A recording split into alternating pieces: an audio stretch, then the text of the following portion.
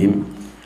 Alhamdulillahirabbil alamin wassalatu wassalamu ala asrofil anbiya'i wal mursalin nabiyina Muhammad wa ala alihi wa sahbihi wa man tabi'ahum bi ihsanin ila yaumiddin.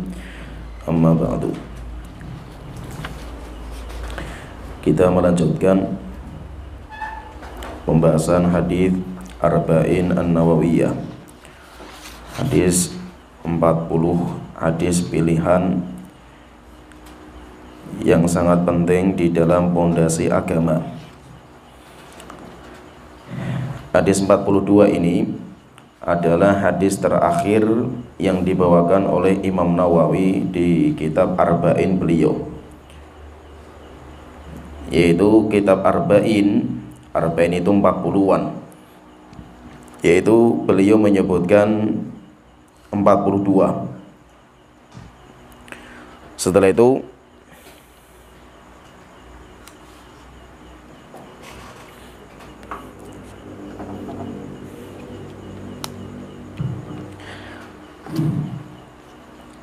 itu kitab ini disyarah nanti sama Imam Ibn Rajab Al-Hambali, termasuk ulama besar mazhab Hambali, murid dari Syekhul Islam Ibn Taimiyah. Beliau mensyarah kitab Arba'in di kitab yang sangat lengkap sekali, namanya kitab Jami'ul Ulum wal Hikam. Tetapi nanti beliau, yaitu Imam Ibn Rajab, menambahkan menjadi 50. Berarti beliau menambah 8 hadis. Dan Imam Ibn Rajab ini termasuk ulama besar alul hadis. Beliau itu yang memberikan inspirasi untuk mensyarah Sahih Bukhari dengan syarah yang lengkap. Tetapi nanti beliau tidak sempurna karena beliau meninggal dunia. Jadi kitab namanya Fathul Bari. Jadi Fathul Bari itu yang pertama kali mengarang itu Imam Ibn Rajab, tetapi beliau meninggal dunia nggak selesai. Setelah itu nanti datang Imam Ibnu Hajar Al-Asqalani. Beliau menyelesaikan syarah Bukhari sampai selesai selama 26 tahun. Selama 26 tahun. Dan ceritanya itu beliau ketika sudah merampungkan proyek besar ini, beliau itu mengadakan walimah besar-besaran. Fathul Bari itu. Sedangkan Imam Ibn Rajab itu nggak selesai. Imam Ibn Rajab itu beliau mengatakan setelah menyebutkan hadis ini, hadis 42, beliau mengatakan wa hadza akhiru ma dzakarahu syekhu. Ini adalah akhir hadis yang dibawakan oleh syekh, yaitu syekh itu maksudnya Imam Nawawi. Fi hadzal kitab, di buku ini.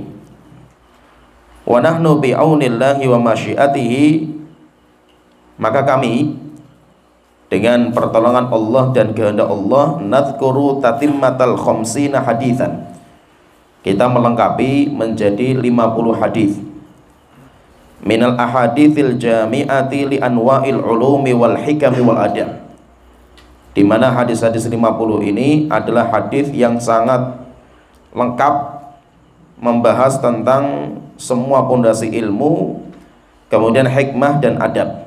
Wallahul muwaffiq lis-shawab, dan Allah lah yang memberikan taufik kepada kita untuk kebenaran. Nah, jadi intinya nanti hadis yang setelahnya, hadis yang nanti nomor 43 sampai 50 itu pilihan dari Imam Ibn Rajab. Imam Nawawi sudah tidak. Nah, kita masuk di hadis, yaitu hadis tentang penyebab pengampunan dosa. Hadis dari Anas bin Malik radhiyallahu anhu, beliau berkata, sami'tu Rasulullah sallallahu alaihi wasallam yaqul, saya mendengar Rasulullah sallallahu alaihi wasallam beliau bersabda, qala Allah Ta'ala, Allah Ta'ala berfirman. Ini namanya hadis qudsi, hadis yang dinisbatkan kepada Allah Ta'ala, yaitu Nabi Muhammad, beliau mengatakan saya mendengar Allah berfirman. Tapi firman Allah ini enggak dicantumkan di Al-Qur'an, karena firman Allah itu banyak, bukan hanya di Al-Qur'an saja, banyak. Sedangkan firman Allah yang di Al-Quran itu yang kita jadikan sebagai muta'abbad bitilawatihi, kita beribadah dengan membaca lafadznya. Yang satu lafadz itu, satu huruf itu 10 kebaikan. Itu maksudnya firman Allah yang di Al-Quran. Allah juga nanti memiliki firman-firman tetapi tidak disebutkan di Al-Quran, termasuk juga diskusi termasuk juga kitab Taurat, Injil dan yang lainnya. Qala Allah Ta'ala, Allah Ta'ala berfirman, ya bani Adam, wahai anaknya Nabi Adam, yaitu manusia, innaka ma da'autani wa rajautani ghafartu laka ala ma kana minka wala ubali. Wahai anaknya Nabi Adam, selama kamu berdoa kepadaku dan berharap kepadaku, niscaya aku akan mengampuni semua dosa kamu, seberapa besar dosa kamu, wala ubali, dan saya enggak peduli. Ya bani Adam, wahai anaknya Nabi Adam, lau balaghat dzunubuka ana as-sama'i, jika dosa kamu itu bertumpuk-tumpuk sampai tembus ke langit, yaitu saking banyaknya, itu sampai sebesar langit. Tsummastaghfartani, kemudian engkau minta pengampunan kepadaku, ghafartu laka, pasti akan saya ampuni. Ya bani Adam, wahai anaknya Nabi Adam, innaka law ataitani bi qurabil ardi khotaya, sesungguhnya engkau jika nanti datang kepadaku dengan membawa satu bumi dosa, tsumma laqitani la tusyriku bi syai'ah, dan kamu ketika datang kamu tidak berbuat kesyirikan, la ataituka bi qurabiha maghfiratan, akan saya datangkan satu bumi juga pengampunan. Rawahu Tirmidzi, hadis ini dikeluarkan oleh Imam Tirmidzi, wa qala haditsun hasan, dan beliau mengatakan hadis ini adalah hadis yang hasan. Dalam hadis ini Rasulullah SAW beliau menyebutkan di antara sebab pengampunan dosa itu ada 3. Kalau yang dibahas di sini ada 3. Yang pertama, berdoa dibarengi dengan roja, rasa harap yang kuat kepada Allah Ta'ala. Kemudian yang kedua, di antara sebab pengampunan dosa itu istighfar, memperbanyak istighfar, meminta pengampunan kepada Allah Ta'ala. Kemudian yang ketiga, awal ketiga yang menjadi penyebab diampunnya dosa itu adalah tauhid. Kita membersihkan tauhid kita kepada Allah Ta'ala. Jadi ada 3 yang disebutkan sama Rasulullah di sini, ada 3. Dan kenapa berbicara tentang pengampunan dosa itu sangat penting? Karena syarat mutlak orang masuk surga itu harus bersih dari dosa. Syarat mutlak orang masuk surga itu harus bersih dari dosa. Selama dosanya itu masih ada, maka tidak akan diizinkan orang itu masuk surga. Kenapa? Karena dosa itu membuat kotornya hati. Jadi kalau kita berbuat dosa, yang kotor itu bukan badan. Badan kita kalau kotor bisa dimandikan, kemudian kasih minyak wangi, pakai baju yang bersih, itu sudah wangi diri kita ini. Dosa itu mengotori hati, dan orang tidak akan diizinkan masuk surga selama hatinya kotor dengan dosa dan maksiat. Sebagaimana Allah Ta'ala menyebutkan tentang doanya Nabi Ibrahim, Rabbi la tukhzini yauma yub'atsun, Tuhanku tolong jangan dihinakan saya nanti di hari kiamat. Yauma la yanfa'u malun wala banun, hari di mana harta dan anak tidak memberikan manfaat. Illa man atallaha biqalbin salim, kecuali orang yang datang kepada Allah dengan membawa hati yang salim, hati yang bersih, hati yang sehat, hati yang tidak ada noda, hati yang tidak punya penyakit. Dia kalau sudah bersih hatinya baru diizinkan masuk surga. Maka ketika orang itu hatinya masih kotor dengan dosa dan maksiat, harus dibersihkan. Harus dibersihkan. Maka pembersihan hati itu prosesnya itu panjang sekali. Kenapa? Karena terlalu banyak dosa yang membuat keruh hati kita. Dosa itu sudah nggak bisa terhitung. Kita itu berbuat dosa itu sudah nggak bisa terhitung. Mata kita, dosa mata kita setiap hari sudah berapa? Kita melihat sesuatu yang tidak dihalalkan bagi kita. Telinga kita sudah berapa telinga kita mendengar sesuatu yang tidak dihalalkan bagi kita. Lisan kita sudah berapa kalimat-kalimat yang terucap yang tidak Allah halalkan untuk kita. Pikiran kita sudah berapa kita memikirkan sesuatu yang tidak dihalalkan bagi kita. Sehingga dosa kita itu luar biasa banyaknya. Sampai Rasulullah menyebutkan di dalam hadis itu, tu'radul fitanu 'alal qulub. Fitnah itu nanti akan dipaparkan ke dalam hati ka'ardil hasiri udan udah, Ibaratnya kayak orang itu bikin anyaman, kayak kita itu bikin kain benang satu, kemudian taruh benang lain, kemudian terus benang terus seperti ini. Demikian juga fitnah menimpa hati kita itu luar biasa, terus itu nggak pernah berhenti. Setelah itu Rasulullah mengatakan maka hati mana saja yang menyerap fitnah itu, diserap dalam hati, nukitat fi qalbihi nuktatan sauda, akan titik atau akan diberikan satu titik hitam dalam hatinya, satu titik noda. Kalau dia bertobat kepada Allah Ta'ala langsung dibersihkan, yaitu kayak ibaratnya itu kaca, ada debu, ada titik, langsung dicuci. Tetapi kalau dosanya diulang, berulang-ulang dia kerjakan, maka nanti dosanya itu ibaratnya seperti panci yang sudah keraknya itu hitam, bawahnya itu sudah saking hitam, sehingga tidak bisa lagi dibersihkan dengan mudah. Oleh itu intinya hati kita itu kotornya luar biasa. Dan semua kita, karena kita itu manusia, kullu bani Adam khata', setiap manusia itu khata'. Dan khata'-nya itu Rasulullah itu menggunakan dengan bahasa khata', bukan khati'.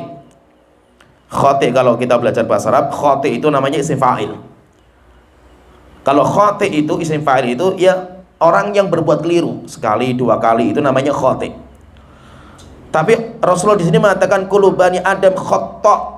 Khata' ala wasni fa'al. Kalau kita belajar bahasa Arab, fa'al itu namanya sighah mubalaghah, sebuah kalimat atau timbangan kata yang menunjukkan akan banyaknya itu. Mubalaghah itu karena banyaknya. Maka kenapa nama Allah itu hampir semuanya wazannya pakai itu? Jadi kalau belajar bahasa Arab nanti paham, wazannya pakai itu, Ghaffar.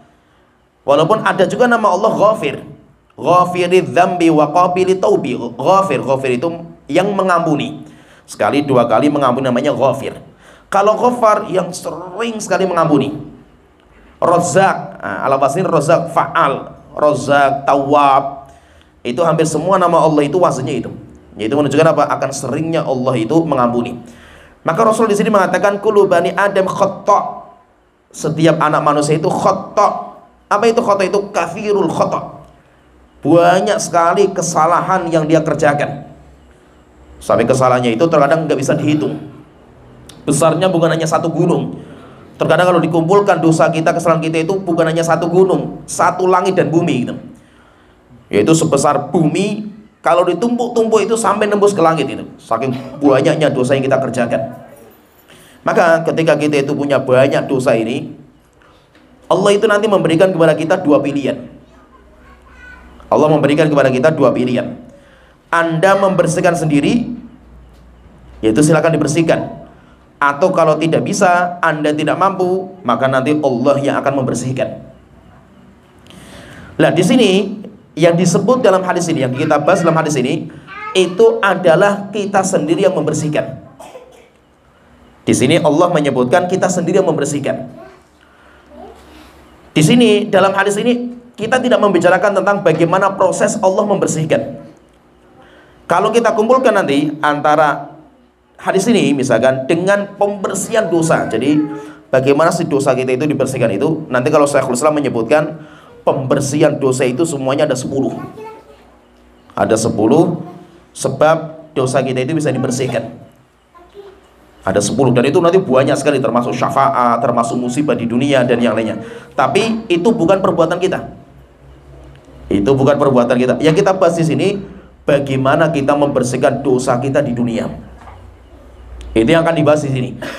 Yaitu Rasulullah di sini beliau membahas 3 yang bisa kita kerjakan, itu 3 untuk menghapuskan dosa-dosa kita. Ya kenapa? Karena kalau kita nggak mampu membersihkan, maka nanti Allah yang akan membersihkan. Tapi Allah itu kalau membersihkan dosa itu benar-benar cungkel gitu itu. Ibaratnya keraknya itu sudah masuk dalam besi, tidak ada cara kecuali dibakar sampai panas kemudian tempeleng. Itu kayak orang mau bikin pedang itu kan, besinya dimasukkan, kemudian ketika sudah panas tempah, setelah itu masukkan air, masukkan lagi, tempah lagi, masukkan air, terus seperti itu supaya kerak-keraknya itu hilang. Maksudnya apa? Kalau nanti Allah yang membersihkan dosa kita, rasanya menyakitkan, belum tentu kuat kita itu. Yaitu ibaratnya kayak besi gitu, itu dimasukkan itu belum tentu kuat, kita nanti dibersihkan sama Allah Ta'ala. Maka yang paling mudah itu apa? Ya kita sendiri yang membersihkan. Kita itu sendiri kita bersihkan sebanyak-banyaknya. Tetapi terkadang kita itu nggak maksimal. Yaitu apa? Antara dosa yang mengotori hati dengan pembersihnya itu nggak cukup itu pembersihannya itu.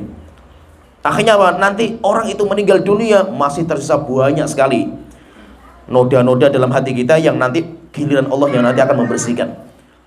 Tapi minimal di sini minimal kita itu berjuang untuk membersihkan hati kita semaksimal mungkin. Maka di sini Rasulullah SAW menyebutkan ada tiga cara bagaimana kita itu membersihkan dosa kita. Yang pertama, kita berdoa kepada Allah Ta'ala. Tidak ada cara kecuali kita itu berdoa kepada Allah Ta'ala, dan kita itu berharap pengampunan Allah Ta'ala. Maka Rasulullah mengatakan di sini, Allah Ta'ala berfirman, wahai anak manusia, innaka ma da'autani wa rajautani, tidaklah kamu itu terus berdoa kepadaku dan berharap kepadaku, ghafartu laka, pasti akan saya ampuni. Seberapa dosa yang kamu miliki akan saya ampuni semuanya itu, wala ubali, dan saya nggak akan peduli lagi dengan dosa itu. Yang penting apa? Yang penting kita itu bersimpuh di hadapan Allah Ta'ala. Kita berdoa kepada Allah Ta'ala. Dan berdoa itu, kenapa kok terkadang doa kita itu nggak dikabulkan? Jadi doa itu, Allah itu senang sekali dengan doanya hamba. Apalagi ketika ada seorang hamba, dia berbuat dosa, dia langsung bersimpuh di hadapan Allah Ta'ala. Itu Allah itu bangganya luar biasa. Karena memang yang Allah inginkan itu, kenapa kok kita itu ditakdirkan jatuh dalam dosa dan maksiat? Yang Allah inginkan itu taubat kita. Yang Allah inginkan itu kembalinya kita kepada Allah Ta'ala. Jadi Allah itu sangat cinta dengan curhatan kita, dengan keluh kesah kita, terlebih dosa-dosa yang kita sudah perbuat. Ketika kita menceritakan dosa-dosa kita di hadapan Allah Ta'ala, ceritakan kesalahan-kesalahan kita selama ini, setelah itu kita sangat berharap dengan pengampunan Allah Ta'ala, maka Allah itu sangat suka dengan itu. Tapi kenapa kok sering sekali doa kita itu nggak dikabulkan? Kita sudah berdoa, kemudian kita sudah bersimpuh, tapi kenapa nggak dikabul-kabulkan itu? Karena terkadang kita itu membatalkan doa kita sendiri. Kita sendiri yang membatalkan. Sehingga apa? Sehingga doa kita itu nggak diangkat. Kenapa nggak diangkat? Karena doanya dibatalkan oleh kita sendiri. Apa maksudnya itu kita batalkan doa kita itu? Allah Ta'ala itu sudah memberikan rambu-rambu bagaimana supaya doa itu diangkat. Maka mau menyebutkan, contohnya misalkan berdoa di waktu yang mustajab. Contoh lagi di antara adabnya itu adalah mengangkat kedua tangan. Contoh lagi ketika berdoa itu kita itu memanggil Allah dengan Rabbana dzalamna anfusana wa illam taghfir lana wa tarhamna lanakunanna minal khasirin, pakai Rabbana. Contoh lagi misalkan dalam berdoa itu kita yakin Allah itu pasti akan menerima doa saya. Jadi ini cara-cara supaya nanti doa kita itu diterima sama Allah Ta'ala. Tapi terkadang kita sendiri yang membatalkan doa kita. Yaitu apa contohnya? Misalkan sesuatu yang haram masuk dalam mulut kita. Haram, ketika sesuatu yang haram masuk dalam mulut kita, masuk dalam pakaian kita, masuk dalam kehidupan kita, maka semuanya batal semua. Sehingga doa kita itu nggak akan diangkat. Oleh itu Rasulullah menyebutkan, ada orang yang dia itu musafir. Safar itu kan doanya mustajab, orang musafir itu. Kemudian yang kedua, asy'ath akbar, rambutnya compang-camping, pakaiannya berdebu. Itu kan diantara cara supaya doa kita mustajab, yaitu dengan kita itu menunjukkan kehinaan kita di hadapan Allah Ta'ala. Kemudian setelah itu Rasulullah menyebutkan, dia ngangkat tangan lagi doanya. Ngangkat tangan itu termasuk sebab dikabulnya doa, lebih cepat daripada kita nggak ngangkat tangan. Kemudian ketika dia mengatakan ya Rabbi, Robku, Tuhanku, Tuhanku. Dan Allah itu senang sekali ketika orang minta sama Allah, dia memanggil Allah dengan kalimat Rob. Sehingga dalam Al-Quran hampir semua mayoritas doa itu mengatakan Robbana, Robbi. Itu pasti seperti itu. Kenapa? Walaupun ada juga Allahumma, tapi kebanyakan Robbana, Robbana. Kenapa? Karena Allah bangga dengan kalimat itu. Tapi apa kata Rasulullah? Tapi makanannya haram orang itu, pakaiannya haram, minumannya haram, bahkan dibesarkan dengan nutrisi yang haram sejak kecil. Fa anna yustajabu lidzalika, bagaimana mungkin doanya bisa dikabulkan? Berarti apa? Kita berdoa selama ini batal dengan perbuatan kita sendiri. Contoh lagi, misalkan doa kita itu kenapa nggak dikabulkan? Karena lahin, yaitu hati kita itu kosong gitu loh. Ghafil itu, kita itu kosong hati kita. Kayak kita itu berdoa itu cuma sekedar polesan lisan saja gitu loh. Oleh itu Rasulullah mengatakan itu, ud'ullah wa antum muqinuna bil ijabah. Berdoalah kalian itu kepada Allah Ta'ala dalam kondisi hati kalian itu yakin sekali pasti dikabulkan sama Allah Ta'ala. Fa innallaha la yakbalu du'aan min qalbin ghafilin lahin. Karena Allah itu tidak akan menerima doa orang yang hatinya kosong dan hatinya itu ghafil. Ghafil itu acuh. Biasanya, ini fahami ini, kenapa kok kita itu, doa kita itu kayak sia-sia gitu. Kayak kita itu enggak, ya hati kita itu kosong dari doa kita, kayak polesan lisan saja lah itu. Karena kita itu tidak memahami apa yang kita minta. Kita itu tidak memahami apa yang kita minta. Sehingga apa? Seakan-akan doa itu cuma ngomong saja gitu. Orang berdoa amin, amin, amin. Kalau ditanya amin apa Anda itu? Yang Anda minta itu apa itu? Wes ikut sopir sajalah itu. Nah terus Anda itu minta apa gitu? Wes ikut sopir aja. Wes amin, amin ikut sopir. Gak tahu sopir ngomong apa gitu. Yang penting saya ikut sopir kan gitu. Nah terus apa yang Anda minta itu apa itu? Berarti apa? Doa itu cuma polesan lisan saja kan itu. Kosong di hati gitu. Jadi maksudnya apa? Pertama, kosongnya hati dari doa itu. Kenapa? Karena kita nggak tahu apa yang kita minta gitu. Jadi kita nggak tahu apa sih yang Anda minta itu apa gitu. Ya, sehingga kita harus tahu. Maka kalau kita itu pengen tahu apa yang kita minta, dengan bahasa yang kita itu mampu. Kalau memang kita bisa pakai bahasa Arab, alhamdulillah. Karena bahasa Arab bisa kita pakai doanya itu dalam sholat kita. Tapi kalau kita nggak bisa bahasa Arab, nggak usah dipaksakan.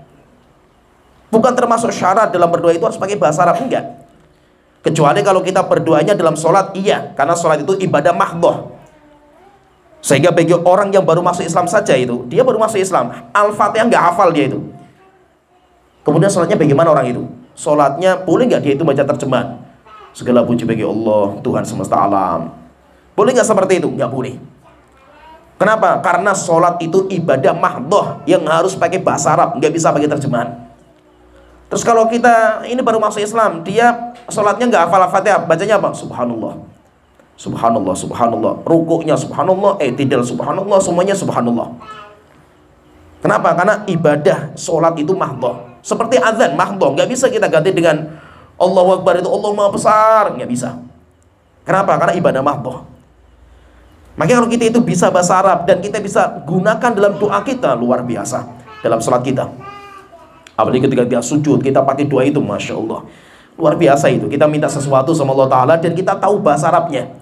Kita pakai ketika kita sujud, kita pakai sebelum kita salam, itu luar biasa. Tapi pertanyaannya, kalau kita nggak paham bahasa Arab, maka tidak usah dipaksakan. Silahkan Anda curhat sepuas-puasnya kepada Allah dengan bahasa yang Anda paham. Curhat gitu. Kalau bisa itu curhat sepuas-puasnya sama Allah Ta'ala. Sehingga kalau kita minta sama Allah itu, ibaratnya kayak kita curhat lah. Curhat itu apa? Kan nggak langsung tutup poin gitu. Kan mesti ngalor ngidul dulu, cerita ini, ngalor ngidul sampai akhirnya baru menjurus ke poinnya itu. Demikian juga kalau bisa kita sama Allah Ta'ala. Nggak usah dipaksakan bagi bahasa Arab itu. Saya aja terkadang, saya sendiri itu, walaupun saya bisa bahasa Arab, saya terkadang kalau doa itu lebih suka dengan bahasa Indonesia saya itu. Kenapa? Karena itu bahasa kita itu, bahasa ibu namanya itu. Sehingga kalau kita ngomong dengan bahasa Indonesia, bahasa ibu, itu kita bisa meresapi itu dengan bahasa kita itu. Sedangkan pakai bahasa Arab bisa kita itu, cuma nggak bisa meresapi. Seperti kita itu, kayak dulu kita itu nangis di hadapan ibu kita, minta sesuatu gitu. Ya, jadi seperti itu. Jadi bahasakan kita itu kayak melas sekali di hadapan Allah Ta'ala. Kayak dulu kita itu minta es krim ke ibu sampai rengek sampai kita nangis gitu. Kenapa? Karena kita paham sekali apa yang kita omongkan gitu.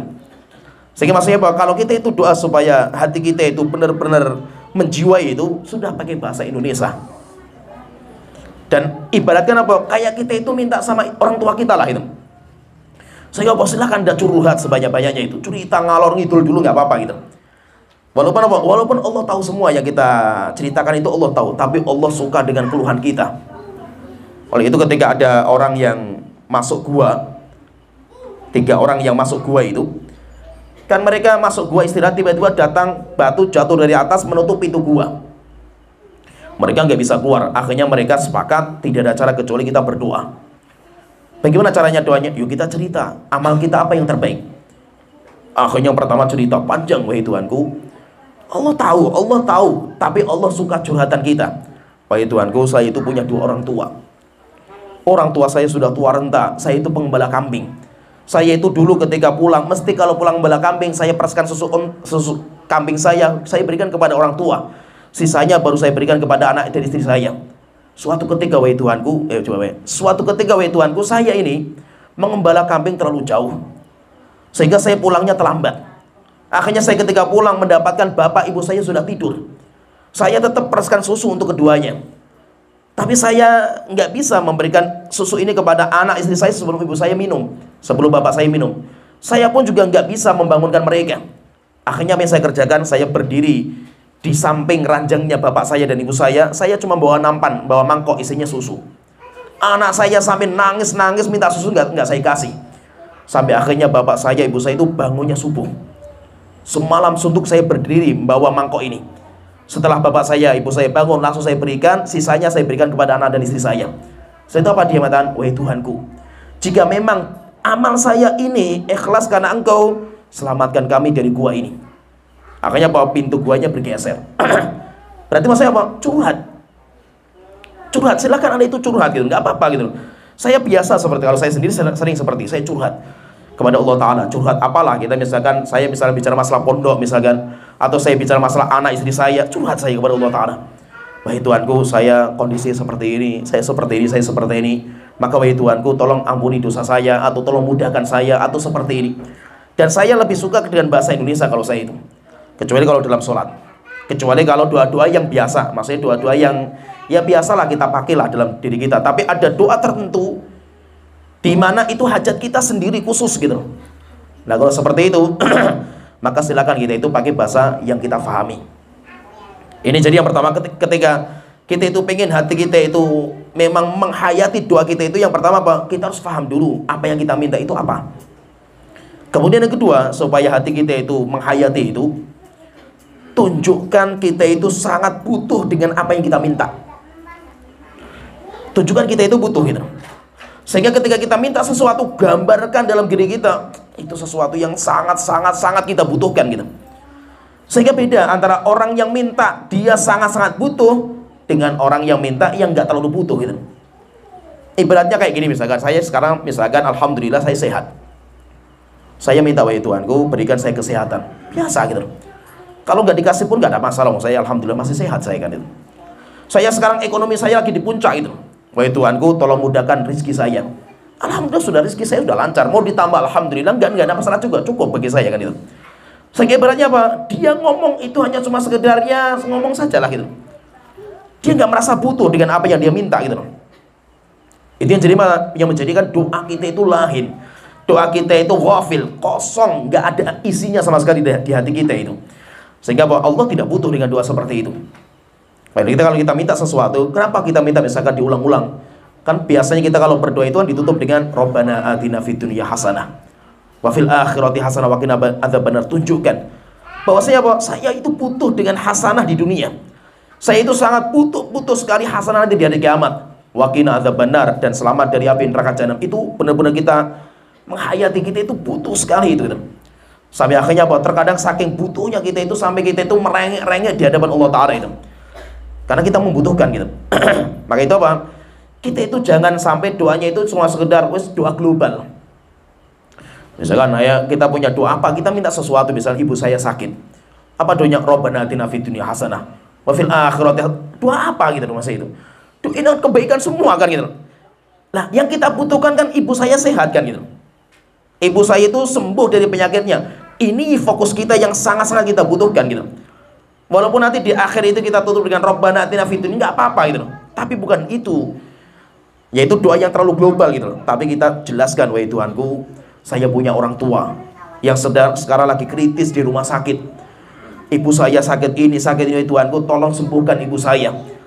Setelah itu apa? Dia mengatakan dalam doanya nggak apa, Rabbana atina fid dunya hasanah wa fil akhirati hasanah wa qina adzabannar. Nggak apa-apa setelah itu. Tapi apa? Harus inti permintaan kamu itu apa gitu. Nah, itu yang difokuskan itu di situ gitu. Nah, itu apa? Anda itu butuh apa? Sekarang itu Anda butuh apa sih Anda itu?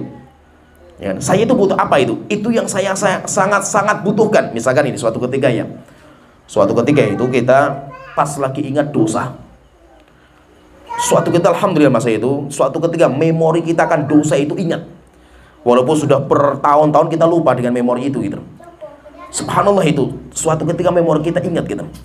Langsung kita itu duduk di hadapan Allah Ta'ala, kita mengatakan, wahai Tuhanku, saya dulu pada tanggal sekian, jam sekian, saya berbuat dosa ini. Maka tolong wahai Tuhanku, ampunilah dosa-dosa saya. Ya itu apa? Benar-benar kita itu sadar gitu loh dengan apa yang kita minta gitu. Benar-benar kita itu sangat butuh pengampunan dosa Allah terhadap itu dosa yang kita itu ngahkan itu gitu. Tapi kalau kita itu cuma Rabbana atina fid dunya hasanah, Rabbana dzulamna anfusana, itu kayak biasa. Sehingga apa? Kalau di kita itu ibaratnya kayak cuma penutup sholat jamaah saja gitu. Kayak ibaratnya gini, kalau kita sekolah dulu kan, penutup sekolah itu apa? Ayo wal asri. Ya kan? Wal asri innal insana, seakan penutup sekolah setelah itu pulang kan gitu. Atau kalau di kita kebiasaan kalau kumpulan, ayo shollu ala nabi itu, ayo berarti berdiri kan itu. Cuma sekedar tanda-tanda saja itu, tanda sholat selesai dengan doa, tanda sekolah selesai pakai wal asri, dan ya itu cuma tanda saja itu. Sehingga doa selama ini itu kayak kosong di hati kita gitu, polesan-lesan saja itu. Akhirnya apa? Doa-doa selama ini nggak dikabulkan sama Allah Ta'ala. Begitu maksudnya itu. Kalau kita itu ingat akan dosa-dosa kita selama ini, hadirkan dalam doa kita. Kita cerita sama Allah Ta'ala semua lah itu. Misalkan suatu ketika dulu alhamdulillah kita sudah bertobat, tapi ingat ketika kita itu misalkan dulu masih kerja di tempat yang haram misalkan itu. Pas kita itu ingat akan dosa itu, langsung kita itu ambil dalam doa kita. Wahai Tuhanku, saya dulu pernah kerja di tempat seperti ini, dan saya tahu wahai Tuhanku itu dosa, tetapi saya itu belum bisa meninggalkan wahai Tuhanku. Maka selama ini mungkin saya, anak saya, istri saya makan dari harta yang haram selama ini wahai Tuhanku. Maka tolong ampuni dosa saya wahai Tuhanku, ampuni dosa keluarga saya. Terus cerita sama Allah Ta'ala gitu. Itu sangat-sangat menghayati. Kenapa? Pas waktu itu hadir di pikiran kita itu tentang dosa yang kita perbuat itu. Sehingga kita sangat butuh gitu. Begitu maksudnya itu. Setiap kita itu berdoa itu, supaya hati kita itu menghayati itu, kita hadirkan. Kita hadirkan apa yang kita minta itu apa. Sehingga yang kita minta itu benar-benar kita butuhkan. Kita sangat butuh akan itu yang kita sebutkan itu. Maka itu ketika kita itu bisa berharap kepada Allah Ta'ala, kita bisa berdoa kepada Allah Ta'ala untuk pengampunan dosa-dosa kita, maka itu di antara sebab nanti Allah itu akan menghapuskan dosa-dosa kita. Oleh itu Rasulullah itu pernah menyebutkan, ada orang Rasulullah itu bersabda, adznaba abdi dzamban. Ada seorang hambaku yang dia itu jatuh dalam dosa. Setelah itu di malam harinya dia itu bangun. Kemudian dia cerita sama Allah Ta'ala. Dia mengatakan, wahai Tuhanku, adznabtu dzamban faghfirli. Wahai Tuhanku, sesungguhnya saya telah berbuat dosa ini, maka tolong ampuni dosa saya wahai Tuhanku. Apa kata Allah Ta'ala? Allah itu bangga sekali itu.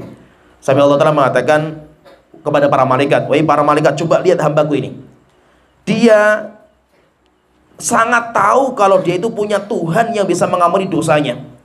Dan dia itu sekarang bersimpuh di hadapan saya itu untuk minta pengampunan saya. Maka apa? Yaitu Allah Ta'ala mengatakan, maka saya ampuni dosa dia. Akhirnya berjalan waktu, jatuh lagi dia. Namanya manusia kan gitu. Setelah itu dia datang lagi kepada Allah Ta'ala. Dia mengatakan, wahai Tuhanku, saya telah berbuat dosa. Tidak ada yang mengampuni dosa saya kecuali Engkau wahai Tuhanku. La yaghfiru dzunuba illa anta. Tidak ada yang bisa mengampuni dosa saya kecuali Engkau wahai Tuhanku. Tolong ampuni dosa saya. Allah bangga lagi. Sampai akhirnya Allah Ta'ala mengatakan, malaikat, coba lihat ini hambaku berbuat dosa. Dan dia tahu ada Tuhan yang bisa mengampuni dosanya. Dan dia sekarang datang kepada saya untuk minta pengampunan. Saya maafkan dia. Sampai jatuh lagi itu. Sampai akhirnya Allah Ta'ala mengatakan, falyaf'al masya. Silahkan dia mengerjakan apa saja yang dia kerjakan. Selama dia bersimpuh di hadapan saya, semuanya saya ampuni. Jadi di antara penghapus dosa itu yang pertama, kita itu berdoa di hadapan Allah Ta'ala. Dan benar-benar doa kita itu yang kita hayati dengan hati kita, dan kita itu sangat berharap sama Allah Ta'ala untuk diampuni dosa kita. Akhirnya apa? Doa kita itu sangat-sangat mudah diterima. Maka itu Allah Ta'ala mengatakan, innaka ma da'autani wa rajautani kan. Tidaklah engkau hambaku, engkau berdoa kepadaku, dan ada dannya itu, dan engkau itu berharap. Jadi apa? Bukan hanya sekedar doa saja, tapi ada harapan besar. dari doa kita, yaitu apa? Supaya Allah mengabulkan doa kita, supaya Allah mengampuni permintaan kita. Kemudian yang kedua, penyebab yang kedua untuk menghapuskan dosa kita itu yang kedua, yaitu istighfar. Nanti ada dua istilah yang sering kita pahami, yaitu antara istighfar dan antara taubah. Antara istighfar dan bertaubat. Istighfar dan taubat itu kata para ulama, dua kalimat jika disandingkan, istighfar dan taubat artinya malah beda. Beda-beda artinya itu. Tapi kalau berdiri sendiri kan, cuma disebutkan istighfar, maka istighfar dan taubat. Disebutkan taubat, berarti istighfar dan taubat dan istighfar. Nah, jadi istighfar dan taubat itu kayak gitu. Kalau disandingkan, ada antara istighfar dan taubat misalkan.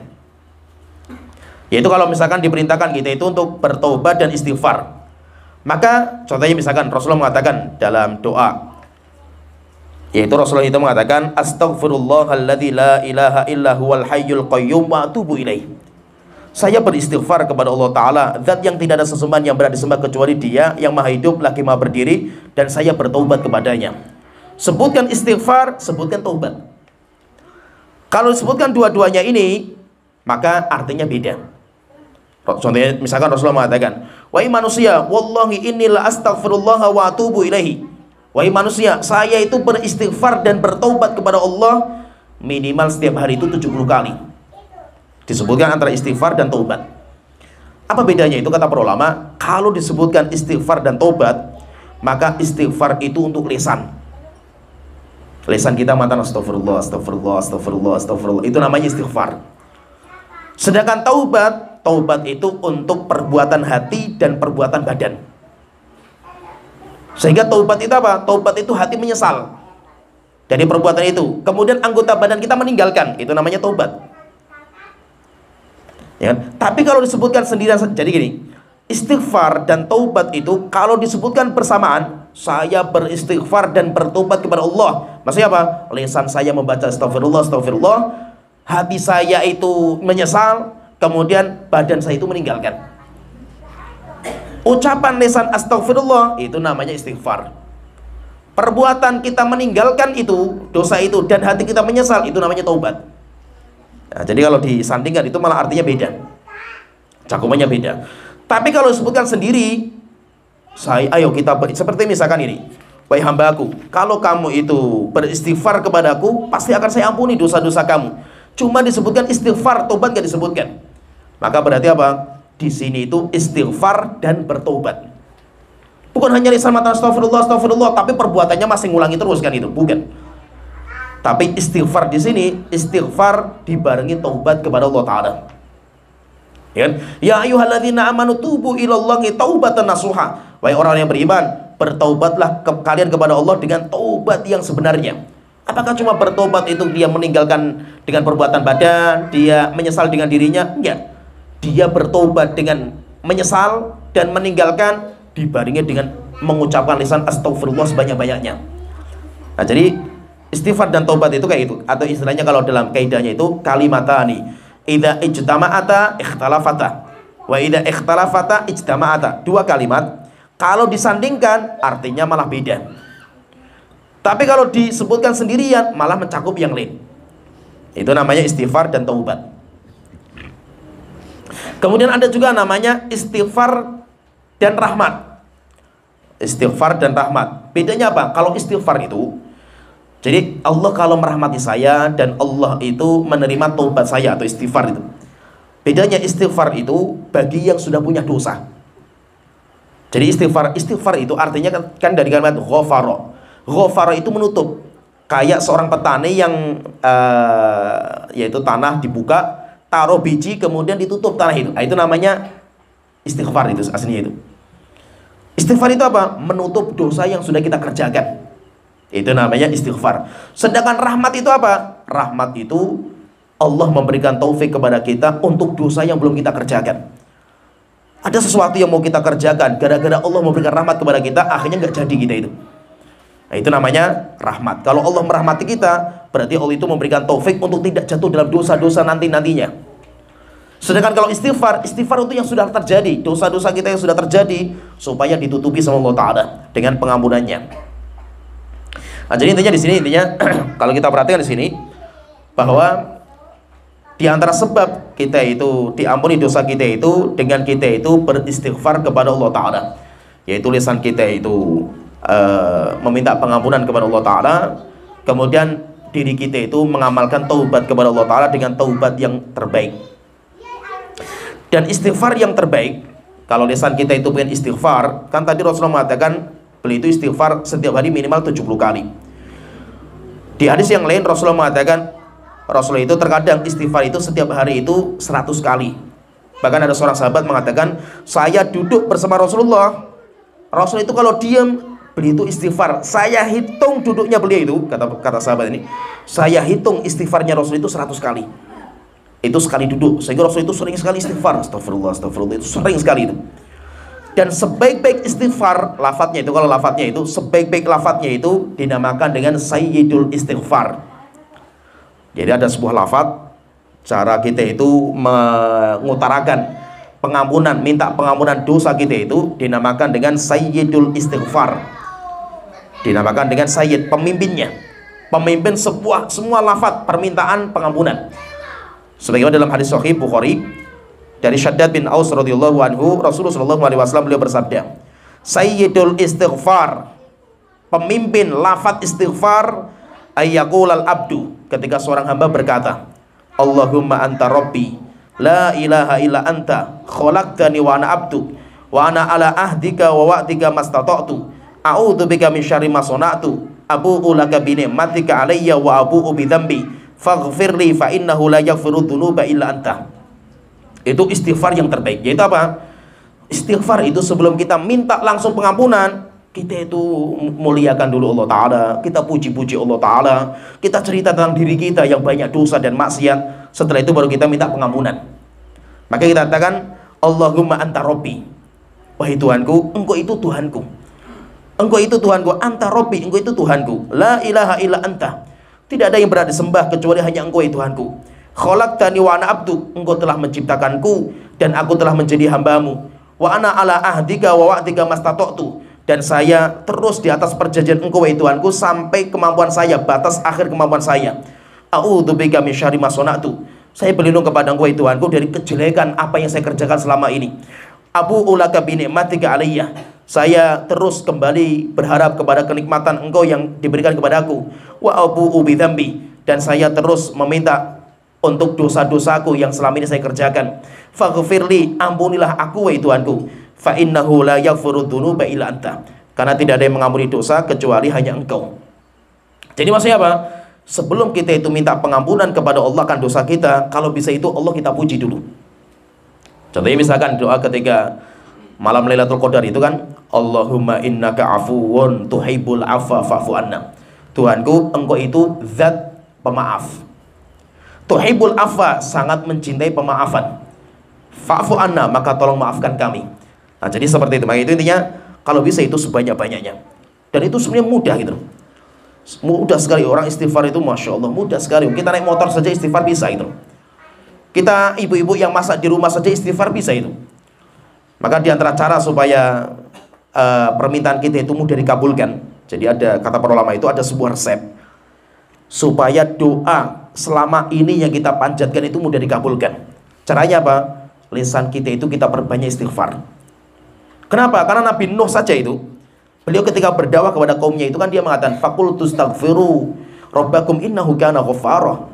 Saya terus mendakwakan kepada kaumku, wahai kaumku, bertaubatlah kalian, istighfarlah kalian kepada Allah Ta'ala, karena Allah itu maha pengampun.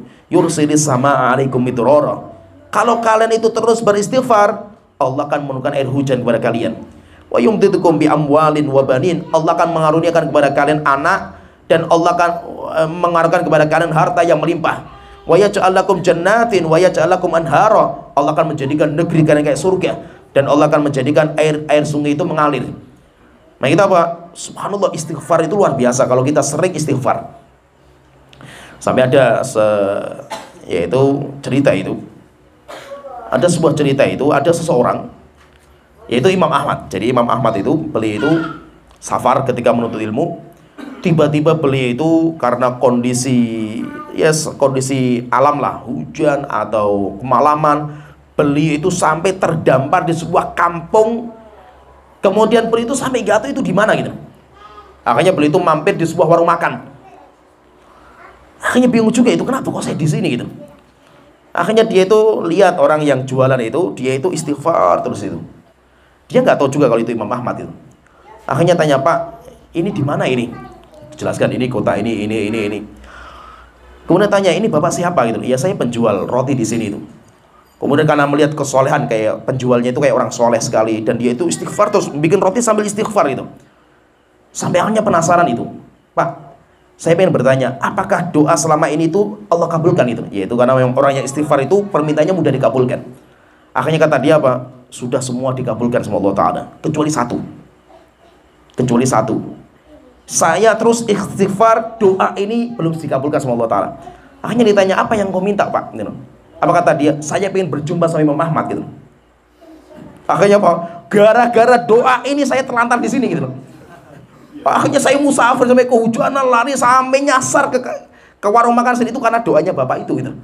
Karena Anda berdoa seperti ini, saya datang ke sini, ini saya Imam Ahmad itu. Akhirnya Masya Allah dikabulkan doa saya sama Allah Ta'ala itu. Jadi maksudnya apa? Istighfar itu luar biasa. Maka kalau bisa itu waktu-waktu kita kosong, astagfirullah, perbanyak. Cuma memang terkadang, makanya kenapa kok zikir itu ya?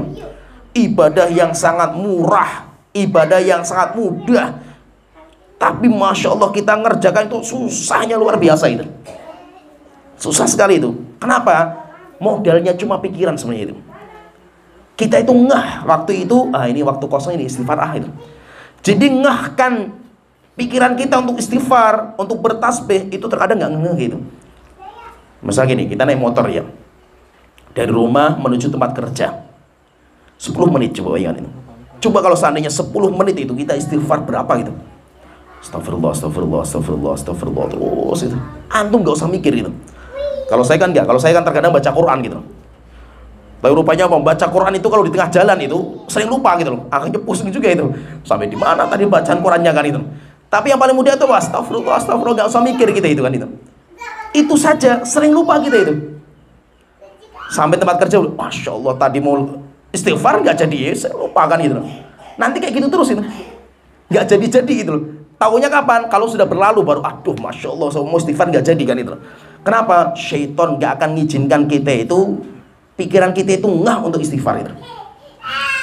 Akhirnya apa? Dipalingkan terus, mau waktu kosong mikir utang lah, mikir kerjaan lah, ada saja pikiran itu. Apalagi kalau kita naik motor.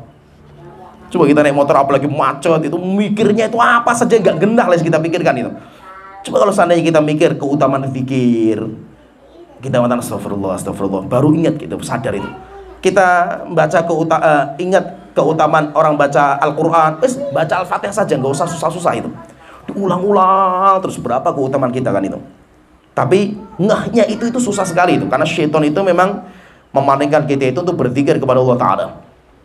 Nah, jadi maksudnya itu dengan istighfar itu dosa kita itu nanti akan diampuni sama Allah Ta'ala. Tapi istighfar harus dibarengi dengan bertobat. Harus dibandingkan dengan taubat. Dan taubat itu apa? Termasuk taubat itu apa? Termasuk taubat itu yang mengamalkan amal-amal soleh.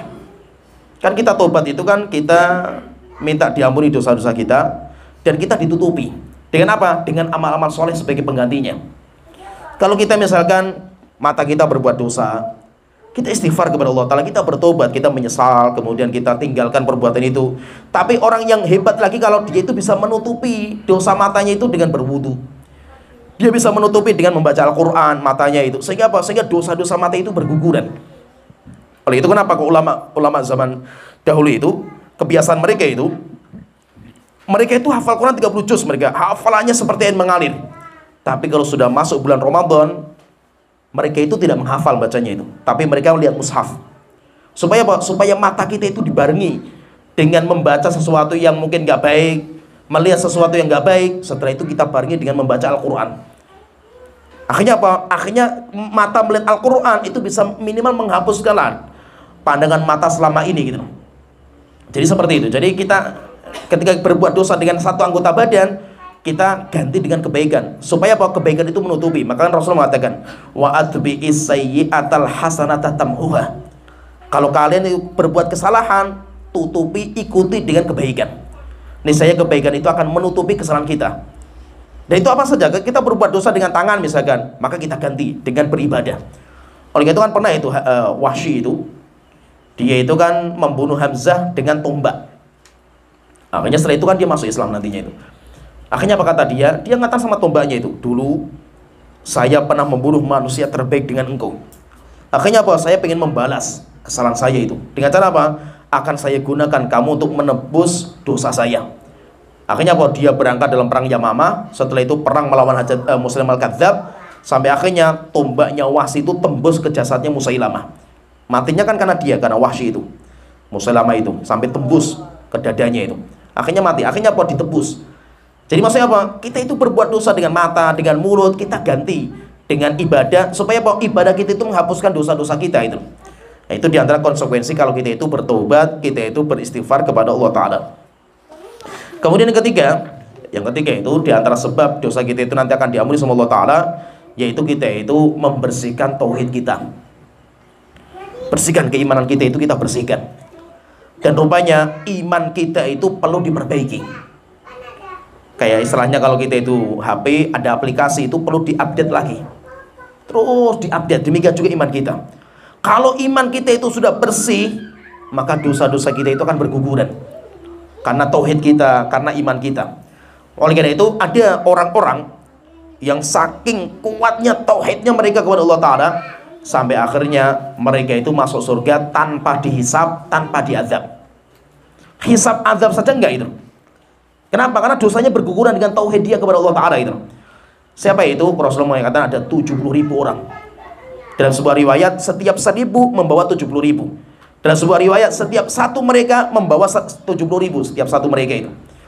Siapa mereka itu? Rasulullah mengatakan alladzina la yastarqun, orang-orang yang tidak minta ruqyah, wala yaktawun, tidak mengobati penyakit dengan kai, dicas pakai besi panas, wala yatatoyarun, tidak menganggap sial dengan waktu atau tempat atau apa saja. Kemudian yang keempat, wa ala rabbihim yatawakkalun. Ini poinnya. Yang keempat itu intinya, yaitu apa? Mereka itu tawakal hanya kepada Allah Ta'ala. Tawakal nggak akan bisa kalau hatinya itu masih rusak imannya itu. Tidak mungkin dia tawakal hanya kepada Allah kalau hatinya itu masih kurang, dia pede sama Allah Ta'ala. Nggak terlalu pede itu. Berbeda dengan para nabi dan rasul, ketika tawakalnya kuat sekali karena iman yang kokoh. Maka ketika Nabi Ibrahim mau dilempar di api pun santai saja dia itu. Kenapa? Karena dia tawakalnya hanya kepada Allah Ta'ala itu. Pasti Allah akan menolong saya itu. Gampang saja bagi mereka itu. Kenapa? Karena tauhidnya kuat. Sehingga di antara cara supaya Allah itu menghapuskan dosa-dosa kita itu, ya kita bersihkan tauhid kita. Tetapi untuk mengupdate tauhid, untuk mengupdate iman kita itu, kita butuh ilmu. Kita butuh ilmu. Jadi ilmu itulah yang akan memperbaiki. Sehingga rupanya keyakinan kita selama ini keliru itu. Rupanya anggapan kita selama ini keliru itu. Akhirnya apa? Dengan ilmu itu akan kita perbaiki semua itu, keyakinan-keyakinan kita, sampai akhirnya nanti dosa kita itu berguguran. Nah, itu Rasulullah tadi mengatakan, Allah Ta'ala berfirman, wahai hamba-hambaku, jika kalian nanti datang kepada aku membawa satu bumi, bayangkan, bukan hanya satu gunung, bukan hanya lautan, satu bumi dosa, selama kamu tidak berbuat kesyirikan, akan saya datangkan satu bumi juga pengampunan. Akan diampuni pasti sama Allah Ta'ala. Tapi yang penting apa? Tauhid kita itu benar. Yang bahaya itu kalau kita itu berbuat kesyirikan dan kita itu tidak sadar. Kalau kita nggak sadar itu bahaya. Nah itu Nabi Ibrahim, setingkat Nabi Ibrahim loh, ini bukan manusia sembarangan Nabi Ibrahim itu, manusia tertinggi tauhidnya itu. Itu saja sampai Nabi Ibrahim berdoa, wajnubni wa baniya an na'budal asnam. Tuhanku, tolong jauhkan saya dan anak-anak saya dari menyembah berhala. Siapa yang berdoa seperti ini? Nabi Ibrahim. Rabbi innahunna adlalna katsiran minan nas. Tuhanku, sesungguhnya berhala itu telah menyesatkan banyak manusia. Setingkat Nabi Ibrahim saja masih minta kepada Allah supaya tidak jatuh dalam kesyirikan. Apalagi kita gitu. Apalagi kita. Maka itu maksudnya masalah tauhid itu nggak main-main. Masalah iman, masalah tauhid. Ada orang yang dia itu Masya Allah ibadahnya luar biasa. Gara-gara salah dalam akidah, satu kesalahan hancur semua gitu. Seperti Khawarij. Khawarij itu kan ibadahnya Masya Allah itu. Sampai Rasulullah itu menggambarkan Khawarij itu. Rasulullah mengatakan kepada para sahabat, tahqiruna sholatakum ma'a sholatihim. kalian wahai para sahabatku, kalau pengen membandingkan sholat kalian dengan Khawarij, nggak ada apa-apanya sholat kalian tuh. Siapa itu sahabat loh? Yang ibadah sahabat bukan kita itu. Kalau kalian membandingkan puasa kalian, bacaan Quran dengan mereka, nggak ada apa-apanya ibadah kalian itu. Sampai Abdullah bin Abbas itu pernah begitu masuk ke tempatnya Khawarij, di tempat namanya Harura, base campnya mereka sebelum mereka nanti perang sama Ali bin Abi Thalib di Nahrawan. Kan Abdullah bin Abbas kan datang ke sana, diskusi sama Abdullah bin Abbas.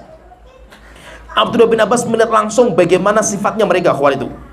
Abdullah bin Abbas mengatakan, saya ketika masuk masjidnya mereka seperti saya itu masuk dalam sarang lebah. Suara Al-Quran semua mereka itu. Dan saya ketika melihat sujudnya mereka, ibadahnya mereka, saya melihat jidat-jidat mereka kayak kaki-kaki unta. Hitam-hitam jidat mereka itu, saking luar biasanya ibadah itu.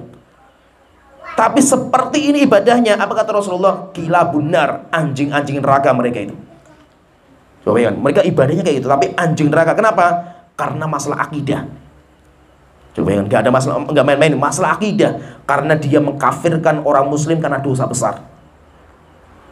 Dia meyakini kafirnya orang muslim. Ada orang muslim, dia sudah bersyahadat, dikafirkan. Itu semua amal soleh dia semua batal semua itu.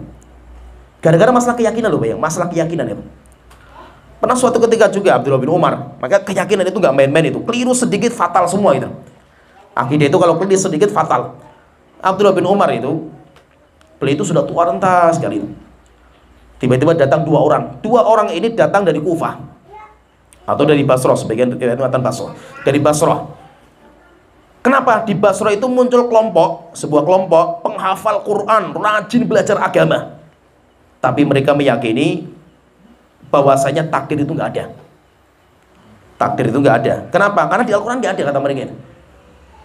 Yaitu kata mereka itu, takdir itu nggak ada. Iman sama takdir itu nggak ada. Sehingga perkara itu baru bagi Allah Ta'ala itu. Allah tahu baru setelah kejadian itu. Akhirnya dua orang ini bingung ini, apa ini? Maksudnya orang rajin ibadah, baca Qurannya Masya Allah. Mereka dinamakan Qurra, para penghafal Quran mereka itu. Akhirnya dua orang ini bingung. Setelah itu apa? Mereka berdua berangkat ke Madinah. Mereka berharap mudah-mudahan masih bisa berjumpa dengan seorang sahabat. Akhirnya ketika masuk Madinah, Masjid Nabawi, ketemu dengan Abdullah bin Umar yang jalannya sudah gemetar tubuhnya beliau itu. Langsung diapit dengan dua orang ini. Kemudian ditanya, wahai Abdullah bin Umar, di tempat saya muncul kelompok-kelompok penghafal Quran yang luar biasa ibadahnya itu. Tapi mereka menganggap bahwasanya tidak ada takdir. Maka Abdullah bin Umar itu marah saking jengkelnya itu. Beliau mengatakan, nanti kalau kalian berdua pulang ke negeri sana, kabarkan kepada mereka, Ani bari minhum, saya berlepas diri dari mereka, dan mereka berlepas diri dari Abdullah bin Umar. Dan tolong kabarkan kepada mereka, jika seandainya mereka punya uang, harta 1 gunung emas, disodakokan di jalan Allah Ta'ala, nggak diterima sedikit pun, sampai mereka beriman sama takdir. Setelah itu Abdullah bin Umar membawakan hadis Jibril panjang sekali masalah takdir itu. Jadi apa? Terkadang keliru akidah sedikit, fatal semua ibadah kita itu. Nah itu kenapa kok iman itu harus kita perbaiki, tauhid itu harus kita perbaiki, karena ini sumber keselamatan dunia dan akhirat kita itu.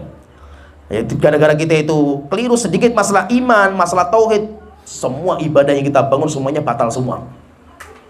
Maka di antara poin supaya dosa-dosa kita diampuni itu, kita perbaiki lagi keimanan kita kepada Allah Ta'ala. Intinya terakhir pembahasan ini, ada sebuah bait syair bagus sekali dibawakan oleh Imam Rajab Al-Hambali.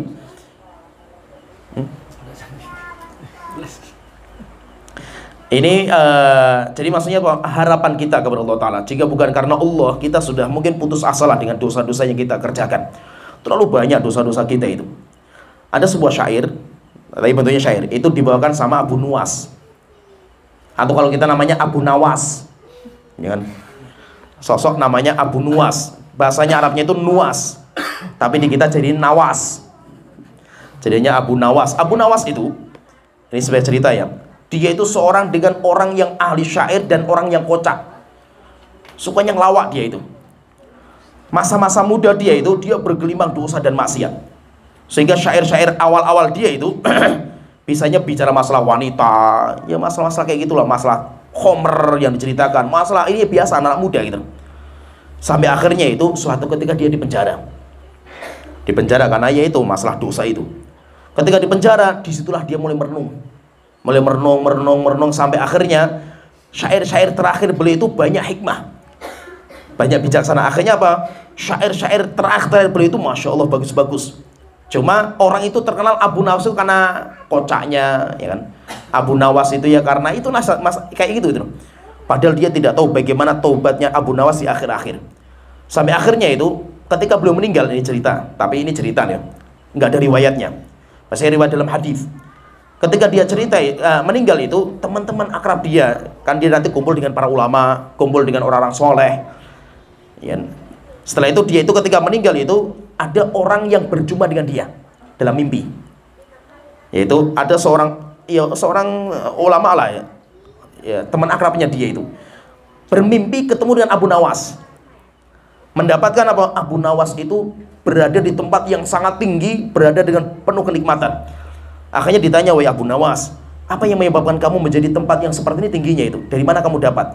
Apa kata beliau? "Dari sebuah syair yang pernah saya ucapkan. Dan Allah rupanya apa? Allah menanggapi syairku ini. Akhirnya saya diampuni dosanya sama Allah Ta'ala." Itu syairnya itu bagus sekali, syairnya panjang sebenarnya. Banyak, tapi saya bacakan intinya saja. Beliau mengatakan, "Ya Rabbi, in adzumat dzunubi kathratan, walaqad alimtu bi anna afwaka a'dhamu."